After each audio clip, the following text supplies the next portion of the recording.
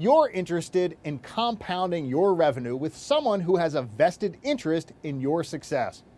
So, you decide to try to get an investor onto your team. You begin by considering what investors want from the agents they work with, so you do some market research. Your internet history is flooded with real estate news searches, or at least we think it is. We don't want you to scroll too far back. You are now somewhat of an expert in homes in your neighborhood. We're impressed. You are in touch with a reasonable and diligent contractor. You're ready to have your first conversation with prospective investors. But wait, how do you even begin to make your case for worthwhile investments in a convincing way? In other words, how do you not sound like an ignoramus? Real estate investors are people too.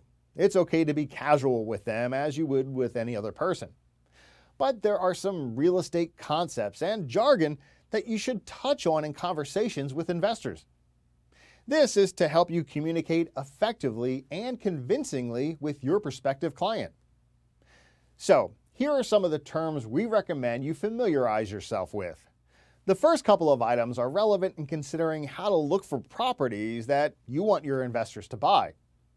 Let's begin with wholesalers and wholesaling.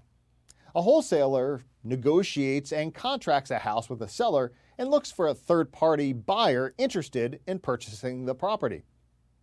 When the buyer is found, the contract is assigned for a fee, and that difference is kept as a profit or assignment fee. Real estate wholesalers tend to find and negotiate contracts for distressed properties. More resources for finding properties include sheriff sales and foreclosure sales. Sheriff sales allow one to place bids on and buy properties that have been foreclosed upon.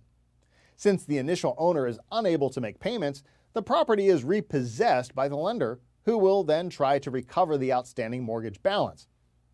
When a mortgage is taken out, the bank obtains a security interest in ownership of the property, or a lien. This allows banks to sell houses at auctions or exercise what are known as their lien rights at foreclosure sales. You can find foreclosure listings through bank websites, online auctions, public records, or local newspapers. Once the outstanding fees are paid off, the bidder collects the property and has ownership. Nowadays, another kind of resource is gaining more traction for prospective properties.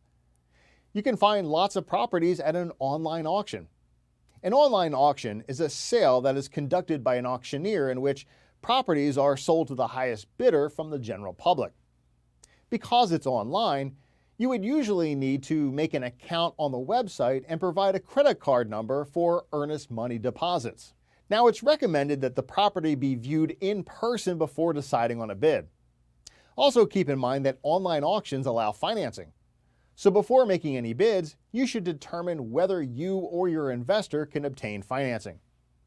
This would require discussing your eligibility for a loan with a predetermined lender. Say you have exhausted all of your resources at your disposal and you found a property that shows a lot of potential. You have also found an investor who is interested. The investor will usually begin by assessing which investment strategy works best with their goals. Now, there are two main strategies when it comes to real estate investment: flipping houses and renting. Each generates its own type of income and comes with a distinct set of pros and cons. Now, there is no consensus regarding which strategy is best, but as an agent, you should have some understanding of the strategy an investor might employ with properties you secure. Let's begin by understanding the basic terms and concepts of each. Let's start with fix and flip deals. A fix and flip refers to the strategy of buying a house, renovating it, and selling it at a profit. Usually, houses purchased with a fix and flip in mind are distressed, so investors get a pretty good discount when purchasing. Investors would look to renovate the property in what is usually 6 months or more, depending on the state of the property and the investor's goals, and sell it as quickly as possible to net the maximum amount of profit. But before renovation work is done on a property, permits may be legally required to be secured. Buyers tend to ask for proof that the work on the property was under a permit. Local municipality inspectors are also known to come to properties and inspect the work being done. Once necessary permits and permissions for renovations are obtained, rehab costs are usually calculated and considered. Rehab costs are the expenses incurred during any kind of renovation. It's advisable to keep track of all the incurred rehab costs to ensure that more is being spent than earned. Investors don't want the projected rehab costs to cut into the expected profits. This is where the concept of ARV comes in. ARV, or the after repair value of a property, determines the difference between the original price of the home and the value after all renovations have been done.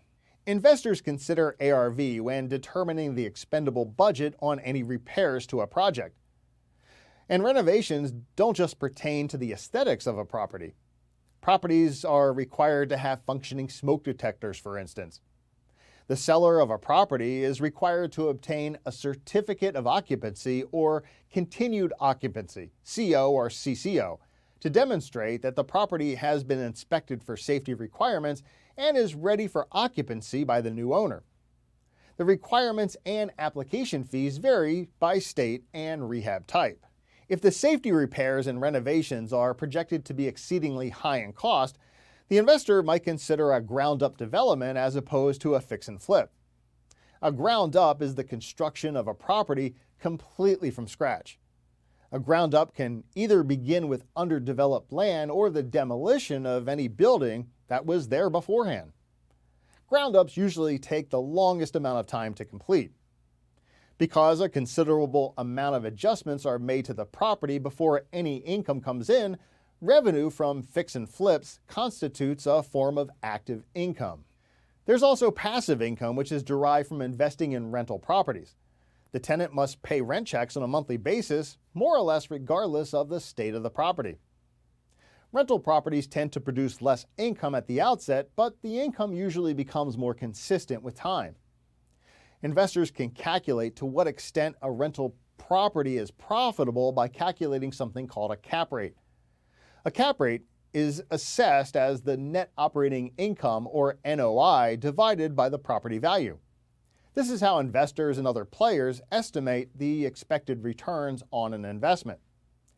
The cap rate will usually help the investor make a choice on whether to pursue a rental property as an investment strategy.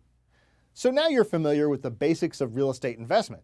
You know where to find properties, what kind of work goes into them before they're listed on the market, and what kind of strategies investors employ when deciding what kind of property proves the most profitable. But how do real estate investors get their money? How are these projects financed? The following section will provide you with an understanding of financing for real estate investors and further prepare you in conversations about prospective properties.